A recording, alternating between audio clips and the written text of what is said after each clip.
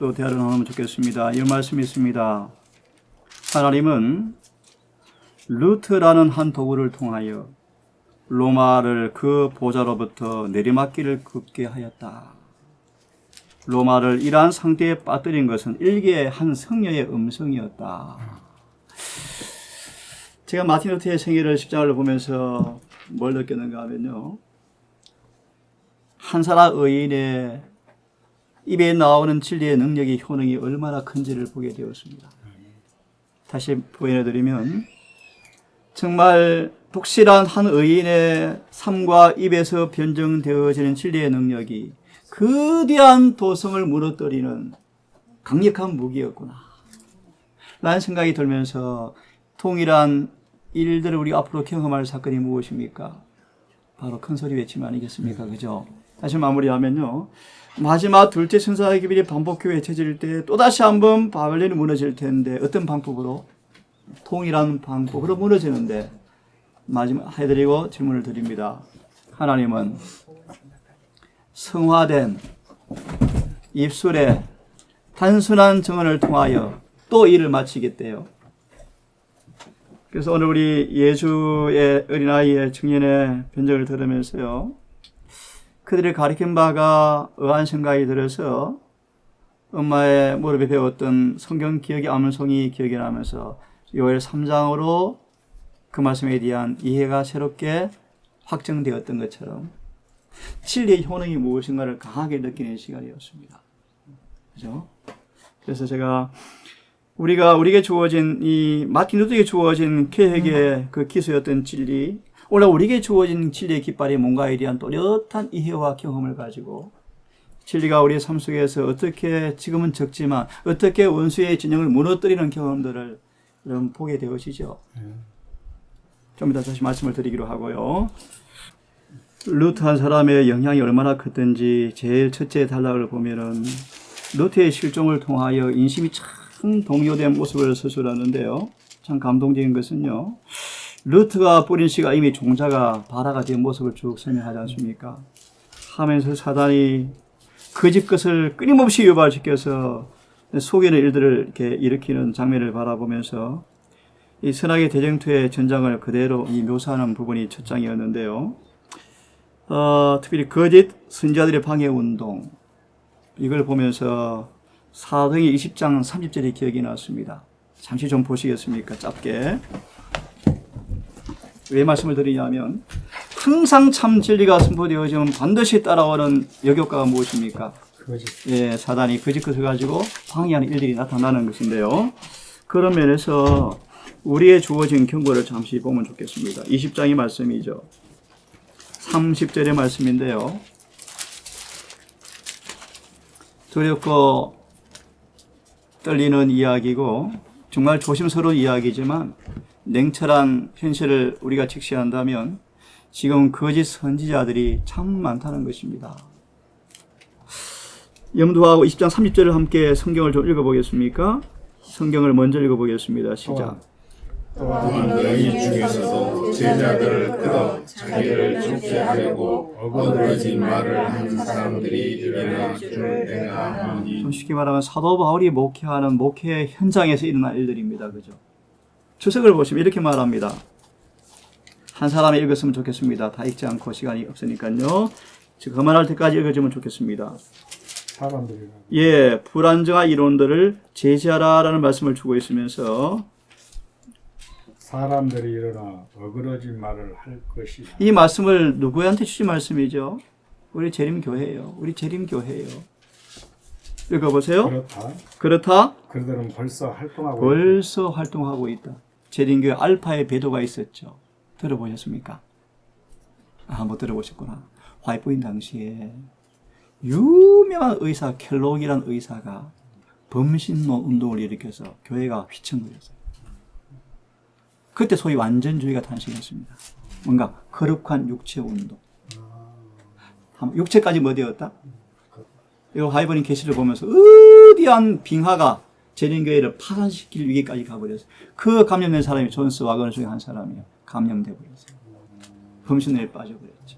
그 알파의 배도라고 그럽니다. 더 두려운 세계는요, 오메가의 배도가 교회에 남아있대요.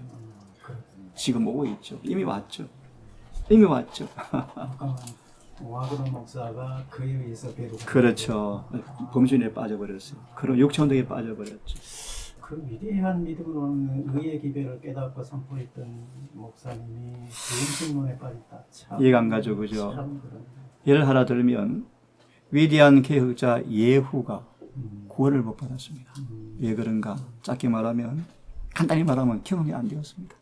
그래서 화이번이 늘 경고했죠. 전수아그들을 몇 번 경고했죠. 근데 그의 고집, 안고함이 끝내는 복음을 극복되지 못한 채 하늘의 길을 갔죠. 하나님께서 아그너에게 그 의의 기별을 주었는데 맞습니다. 당신은 그 의의 기별을 실제로 경험하는 삶을 살지 못했다. 맞아요. 거기에서 넘어져 버렸죠. 자, 30절을 좀 더 읽어보겠습니다. 다시 읽어주십시오. 그들은 벌써 활동하고 벌써 활동하고 있다. 예, 활동하게 보이죠. 결코 계시해 계시해 주신 일이 없는 것을 말하고 있으며, 그 다음요. 거룩한 진리를 보통 사물의 수준으로 끌어내리고 있다. 그런 게 참 많죠. 거룩한 이게 장로님 들어보요. 강신술의 모습 가운데 하나요. 거룩한 사물을 뭐요? 격화시키는 게 뭐요? 강신술이래요. 이게 무슨 뜻이죠? 이게 나오는데 오늘 읽었던 10장에 감정과 느낌에 자꾸 익숙화도 훈련시키는 거예요. 생각. 거룩한 사물을 세속인 그릇에 넣어서 섞어서 여러 공연과 영화와 어떤 여러 걸로 하니까요. 거룩한 신성성의 그 거룩한 의미가 자꾸 뭐 되어져요? 약화되어서 인간 수준으로 전락시키는 게 일이 벌어졌다는 것이죠. 그렇게 설교단에서 이런 우화를 통해서 그것도 맞아요. 우화를 통해서 성경은 다 없어져 버리고 맞아요. 남는 게 뭐가 예화가. 예화가 딱 남아 있어요. 맞아요. 쟁점이 되는 문제들은 진리가 아니라 자만심이 강한 사람들의 그릇된 생각에서 비롯된 것이었고 앞으로도 계속 그러할 것이다. 예를 들면 왜 주님 인생에 대한 논쟁이 이렇게 심할까요? 그 이유가 있습니다. 그들의 속에 뭐 때문일까요? 자만심이요, 자만심. 예를 하나 듭시다. 존스 와그너가 외쳤던 1888년 기회를 그렇게도 강하게 반대했던 원인이 뭐죠? 마음속에 있던 자만심 때문이었대요. 이걸 화이트는 뭐로 표현하죠? 시기심이라고 그러던데. 예, 시기심. 뭐로 표현하죠? 바알이 그들의 신이었다. 그들의 고집이 그들의 신이었다. 이렇게 표현하죠. 신약하고 두 번째 문단 좀 읽어주십시오. 두 번째 문단 넘어갑니다. 사람들은? 예, 사람들의 논쟁으로. 사람들의 논쟁으로 말미암아 이 마지막 시대보다 진리가 더욱 예소해지고 이 말씀이 예수님 초림 때 일어난 사건이었죠. 사람 논쟁. 맞아요. 어디나 이사 60장에 나오죠. 예수님 초림 때 진리가 거의 들리지 않았답니다. 희미하게 간혹 들려왔던 것처럼 경고죠. 이 마지막 시대도요.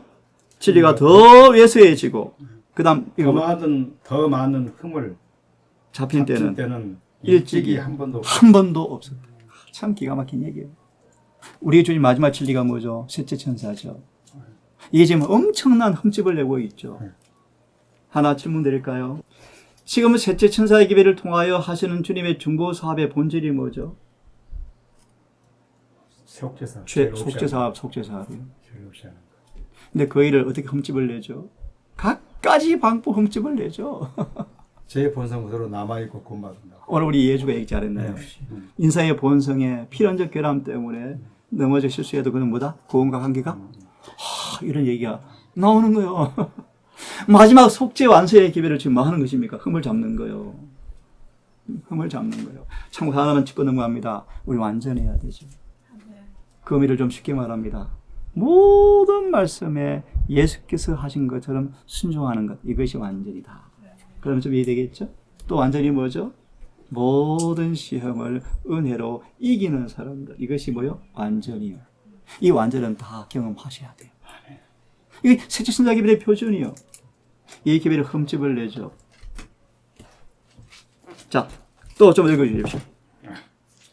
그것들은 백성들을 위한 성경 말씀이라고 앞에 좀 빠졌는데요. 사람들, 많은 이질적인 이단들을 어떻게? 대량 가지고 들어와서 참 무슨 얘기입니다. 대량 가지고 들어와서 이질적인 이단이라는 말은 무슨 뭘로 말할 수 있을까요? 많죠. 예를 들면 보십시오. 자, 보세요. 1957년경 QOD를 통하여 재림교회 진리의 핵심적인 기둥들이 흔들려 버렸는데 세 가지를 말씀을 드릴게요. 인성 부분이, 십자가 구원 부분이, 속죄 부분이 살짝 개신교로 흘러가 버렸어요. 이걸 통해서 너희는 대량 뭐가 들어오죠? 많이 들어와요. 어떤 것이 들어오는가? 학교 교수 가르침에 예를 들어볼까요? 칭의가 뭔지, 성화가 뭔지에 대한 이해가 다 조금씩 핀트가 빛나기 시작해요. 엄청 많아요. 또 금강캐에 관한 이해가 완전히 무너져 버려요. 그래서 어떤 이론이 들어오죠? 금강캐액은 구원과 관계없다. 이런 말들이 들어오고 있고요. 각가지 예를 들어서 사단은 10계명의 한 계명마다 전쟁을 걸어오죠. 그것처럼 마지막 모든 진리의 전쟁을 걸어와요. 참 슬픈 얘기인데요. 하고요. 이단들을 대량 가지고 들어와서는 그것들을 백성들을 위한 성경 말씀을 말한다. 어디에 개신교예요? 우리 아니요. 이미 개신교는 바벨론인데요. 이미 무너져 있는데요. 그럼 관련 없죠 사단이. 참 놀라운데 그 다음 읽어보십시오. 사람들은 어떤 새롭고 이상한 것들을 끌리고 이딴 것들에 끌리고 경험이 미숙하기 때문에 사람들이 무엇이나 되는 것처럼 조작해 놓은 생각들의 성질을 잘 식별하지 못한다. 예. 그러나 그것을 큰 결과를 가져올 어떤 것이라고 부르고 그것을 하나님의 말씀에다 묶어둔다고 해서 그것이 진리가 되는 것은 아니다. 예. 이것이 교회 안에 있는 야전 경건의 표준을 얼마나 꾸짖고 잠깐만요. 있는가. 사단이 가지고 들어온 대량 이질적인 이단들의 결론이 뭐죠? 결과가 뭐죠? 경건의 표준이 약해서. 저하되는 거예요. 네? 결론은 그거예요. 경건의 표준을 격화시키는 목적으로 사단은 이단들을 대량 가지고 들어와서 그 다음 여기 주십시오. 표준을 얼마나 꾸짖고 있는가. 예. 독창적인 어떤 것을 내어놓고자 하는 사람들은 새롭고 이상한 것들을 생각이 낼 것이다. 예. 그리고 그들은 생각 없이 이 불안정한 이론들을 앞으로 나아가게 할 것이다. 그리고 그것을 생명과 사망이 좌우되는 문제로 제시할 것이다. 예. 우리는 하나님의 말씀 속에 있는 진리, 곧 견고한 진리의 말씀을 갖고 있다. 잠깐만요. 이것이 뭘까요? 견고한 진리, 새 찬사입니다. 자, 우리 성경을 조금 봅시다. 요한복음 17장을 펴십시오. 우리 루터에 대한 얘기를 이런 부분으로 이렇게 기억하면 좋겠습니다. 17장을 펴십시오. 17절요. 우리가 견고하게 붙들어야 할 진리가 뭔가? 라는 말씀을 이 말씀과 한 말씀으로 답을 주고요. 루터를 좀 생각해 보겠습니다. 17절을 같이 읽어보겠습니까? 읽습니다. 시작. 저희를 진리로 거룩하게 하옵소서. 아버지의 말씀은 진리이니라. 예, 이 말씀의 주석을 보시면 이런 제목이 있습니다. 17절의 주석에 하나님께서 요구하신 바를 순종하라 라는 말씀에 중요한 단어가 있습니다. 하나님께서 요구한 바를 순종하라 찾았습니까? 예, 우리 앞에 부분 읽어주세요. 예수 그리스도 안에 있는 이 중요한 말입니다. 예수 그리스도 안에 있는 그대로 어디 안에 있는 진리? 예수 그리스도 안에 어떤 진리? 그대로의 진리 변질되지 않는 순수한 보존된 그 진리가 뭔가? 여호와의 모든 계명에 순종하는 것이다. 예. 예수 안에 있는 그분이 가르치신 원래의 진리가 무엇입니까? 하나님 모든 계명에 뭐 하는 거요? 순종하는 거. 이걸 로마서 5장 11절은 말하기를 예수와 조화되지 않는 것은 다 가짜다. 다 가짜다. 이 말씀과 연결해서 하나 더 봅니다. 디모데전서 2장을 펴십시오. 디모데전서 2장을 펴십시오. 우리가 확고하게 붙들을 진리가 뭔가? 이걸 예레시에서는요 셋째 천사의 기별로 연결시킵니다. 디모데전서 2장 되십니까? 했으면 7절을 읽습니다. 7절을 먼저 읽습니다. 시작. 이를 위하여 내가 전파하는 자와 사도로 세움을 입는 것은 참말이요 거짓말이 아니니 믿음과 진리 안에서 내가 이방인의 스승이 되었노라. 믿음과 진리 안에서라는 말씀을 생각하시면서 2장 7절 주석을 펴보십시오. 제목이요. 예수 안에 그대로 예수 안에 있는 그들의 진리가 뭔가? 그들 반복하면 이것이 셋째 천사의 기별로 예언에서는 설명하는데요. 한번 누가 읽어보겠습니까? 이사야 52장 8절이 뭐냐면 이사야 52장 8절이 뭐냐면 예수 안에는 그들의 진리를 알고 경험하는 사람들은 예수의 눈과 눈을 마주한다 그런 뜻입니다. 한마디로 예수와 나와 뭐 된다는 것이까 마음이 일맥상통되는 사람이다 뜻인데요. 누가 읽어보겠습니까?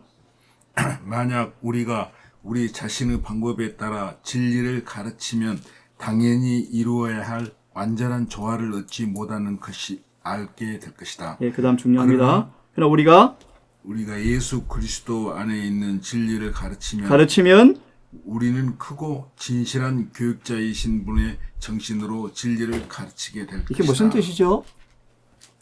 무슨 뜻이죠? 예수 그리스도 안에 있는 진리를 참으로 가리키는 사람들은 진리의 소유자이신 창시자이신 그 예수님의 품성으로 정신으로 진리를 뭐한다? 가르치게 된다. 아까 뭐라 했죠? 예수님의 진리는 뭐라고요? 계명에 순종하는 것이다. 왜요? 진리는 사람을 반드시 뭐합니까?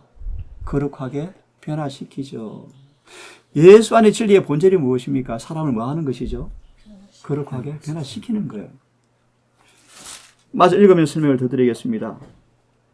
여러 가지 의견을 갖거나 자기의 의견을 고집하지 않고 눈과 눈을 마주 볼 것이다. 누구의 눈과 눈을요? 예수님과 이 진리를 가리킨 사람의 눈이 서로 마주 본다. 의미를 이해하시겠죠? 네, 마음이 서로 만다. 일치됐다는 뜻이겠죠? 개성요. 우리가 이렇게 가르치면서 예수께서 우리를 도우사 그분 안에 있는 그대로의 진리를 가르치게 하실 것을 믿으면 그 진리를 갖게 될 것이다. 아멘. 한번 이 진리의 결론이 뭘까요? 계명의 완전한 조화요, 조화. 일치요, 일치. 여러분, 루트가 오리와 목숨을 내놓고 싸웁니다. 그죠? 우리가 견지할 진리가 뭔가? 하나 언급합니다. 셋째 선자의 기별을 굳게 고수하셔야 돼요.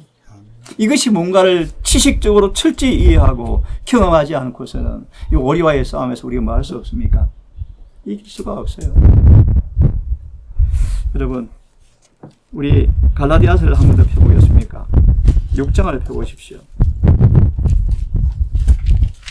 이 시대에 주어진 진리가 무엇인가를 연구하고 깨닫고 경험하는 것이야말로 얼마나 중요한지를 우리가 아주 뼈저리게 우리 좀 느꼈으면 좋겠는데요. 갈라디아 6장 폈습니까? 7절, 8절의 말씀인데요. 성경절은 생략을 하고 주석을 바로 보시면 좋겠습니다. 주석을 바로 보십시오. 진리를 거절한 결과라는 제목의 말씀인데 두 번째 문단을 좀 한 번 읽어주면 좋겠습니다. 두 번째 문단을 읽어주십시오. 사람이면 누구나 다 영혼을 파괴하는 불의자들을 식별하는 분별력이 있어야 한다. 분별력이 있어야 한다. 그죠? 그분은 사람을 영적으로 눈물게 하지 않으시고 충분한 빛과 증거를 주셔서 진리와 오류를 구별할 수 있게 하신다. 있게 하신다. 그러나 그분은 강제로 진리를 받아들이게 하지 않으시고 사람에게 자유를 주셔서 선이나 아니면 악을 행하게 하신다. 사람이 만약 그의 판단력을 바른 방향으로 인도하기에 충분한 증거를 거절하고 한 번 악을 택하면 두 번째는 보다 쉽게 이것을 행할 것이다. 세 번째는 더욱 열렬히 하나님에게서 물러나와 사단의 편을 택하여 그의 편에 설 것이다. 그리고 그 길을 계속 가다가 마침내 제 가운데서 굳어져서 그가 마음에 품고 있는 거짓 것을 진리라고 믿게 이른다. 진리를 거절하는 그의 거절이 그 열매를 내는 것이다. 이게 유대교회의 모습으로 결론을 짓습니다. 왜 유대교회가 진리를 거절하게 되었는가? 거짓 것을 진리로 믿어버렸습니다. 왜 그렇습니까? 앞에 나왔죠. 분별력을 잃어버렸습니다. 왜 잃어버렸습니까?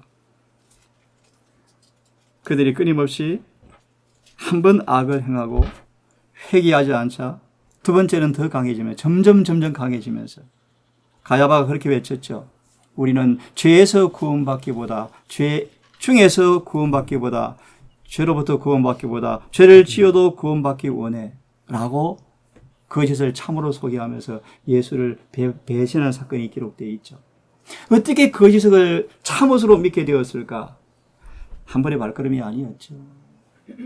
여러분, 그러면 이 말씀에서 우리가 영적으로 분별력을 가져서 무엇이 옳은가 그런가를 분별하는 것이 얼마나 중요한지를 아셔야 되는데요. 하나 특별히 여러분, 영적 분별력을 갖는데 필수 불가결한 요소가 뭐죠? 영적 안하기. 영적인 분별력을 가지는데 필수 불가결한 요소 가운데 하나가 뭐냐 하면요. 하나만 소개합니다. 주어진 빛대로 사셔야 돼요. 하나 좀 소개해 드릴 마음이 있습니다. 누가복음 펴십시오. 누가복음 펴면서요. 한번 생각을 해보면 좋겠습니다. 누가복음 아마 2장일 텐데요. 펴보세요. 2장. 누가복음 2장 25절부터 32절까지의 말씀인데 하나만 읽겠습니다. 누가복음 2장 하나만 읽겠습니다. 26절, 27절까지만 읽겠습니다. 두 절만 읽겠습니다. 25절, 27절. 2장 같이 읽겠습니다. 시작. 저가 주의 그리스도를 보기 전에 죽지 아니하였냐 성령의 지시를 받았더니. 참고로 예언신 말씀 보시면요. 시므온에게 예수의 증거, 예언이 신이 임했다라고 되어 있습니다.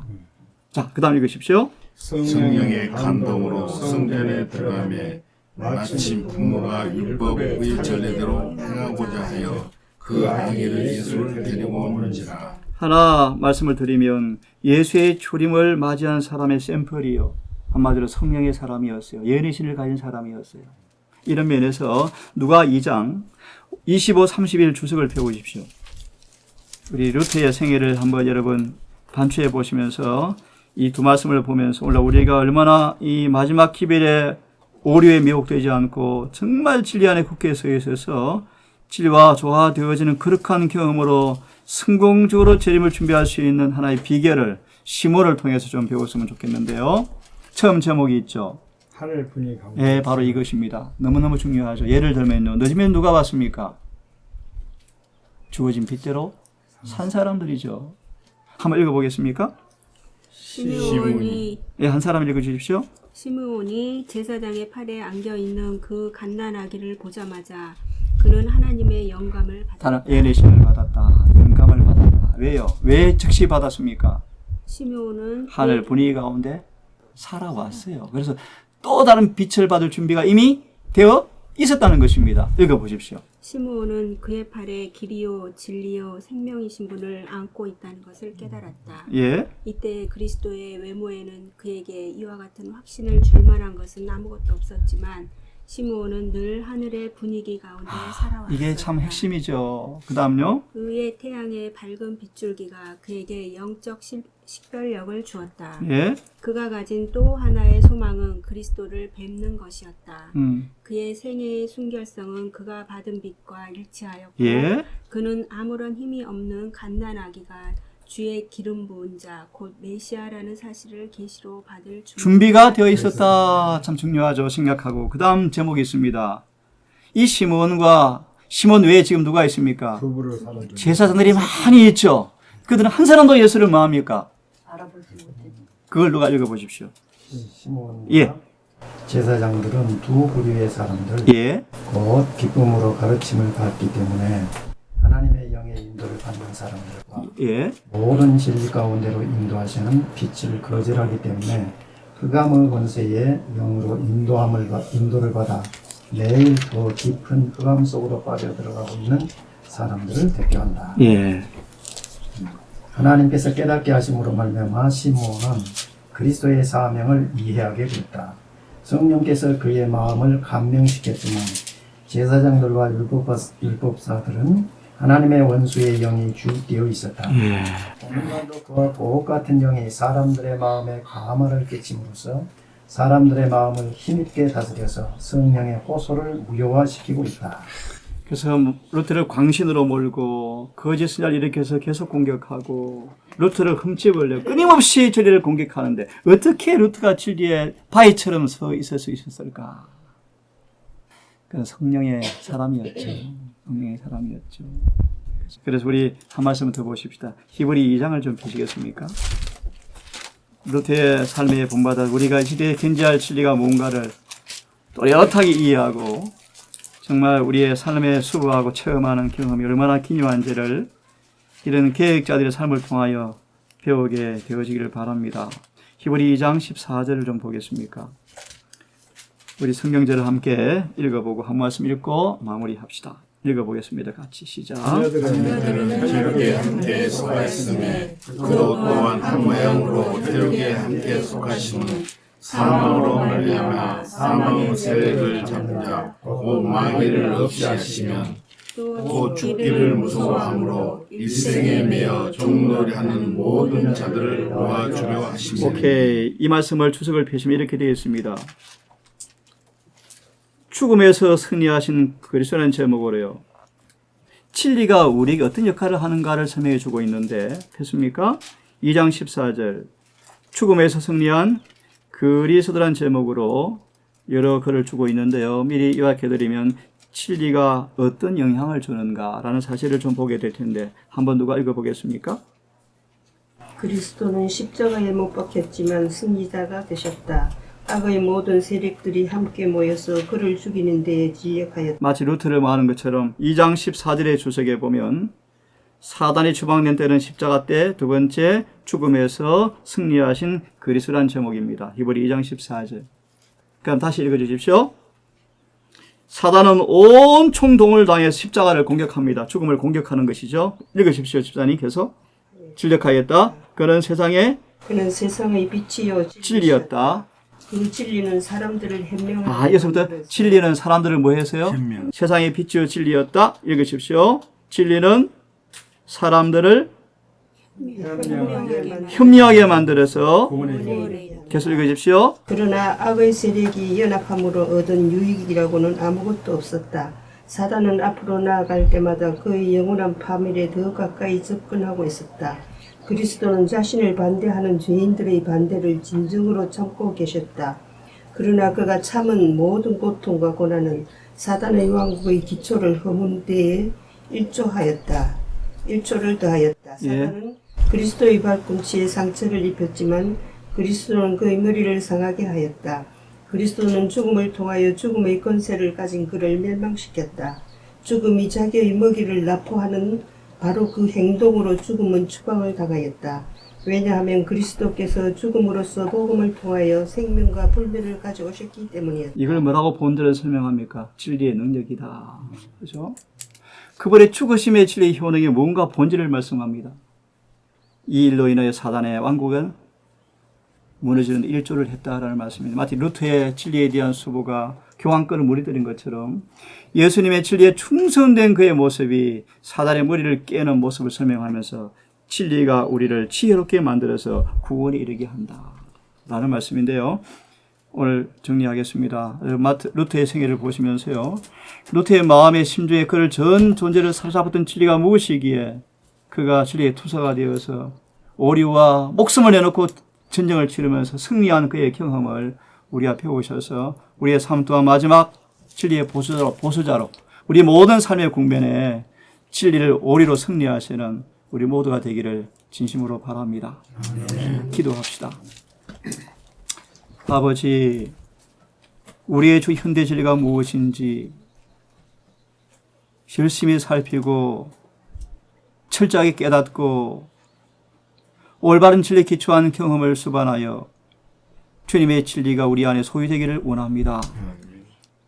입술의 변정이 아닌 삶 전체를 변화시켜버리는 그 은혜의 진리가 우리 안에 경험되어지기를 사모합니다. 주님의 용모와 눈빛과 모든 삶의 진리가 해석되어서 표본되었던 것처럼 진리만이 거룩한 효능이 있다는 사실을 경험으로 변증하기를 갈망합니다. 주여, 진리 우리의 마음에 심으시고 생각에 인쳐 주셔서 강력한 마귀전을 파괴시키는 강력한 무기가 경험되게 해 주시옵소서. 시험을 날카로운 말씀으로 승리하게 하시고 육체의 본성이 잘라져 버리고 죄가 승리되어지고 육체의 정력이 소멸되어 버리는 진리의 능력이 경험되게 해 주셔서 이 진리가 오리와 또렷이 대조되어서 빛나게 해 주시옵소서. 이 남은 교회가 이 일을 감당하기 원합니다. 이 작은 통산 교회가 이 일을 감당하기 원합니다. 성령을 주시옵소서. 시몬처럼 주어진 빛도로 살게 해 주시옵소서. 늘 또 다른 계시를 받을 준비가 되게 해 주시옵소서. 우리 앞에 늦은 비가 박두했습니다. 너무나 자명한 사실은 이른 비를 받은 사람만 받을 것입니다. 주여 우리를 도우사 이름이 받는데 실패하지 않게 하시고 날마다 정진하게 하셔서 늦은 비에 놀란 소락비에 참여하는 모두가 되게 해 주시옵기를 예수님의 이름으로 기도드립니다. 아멘.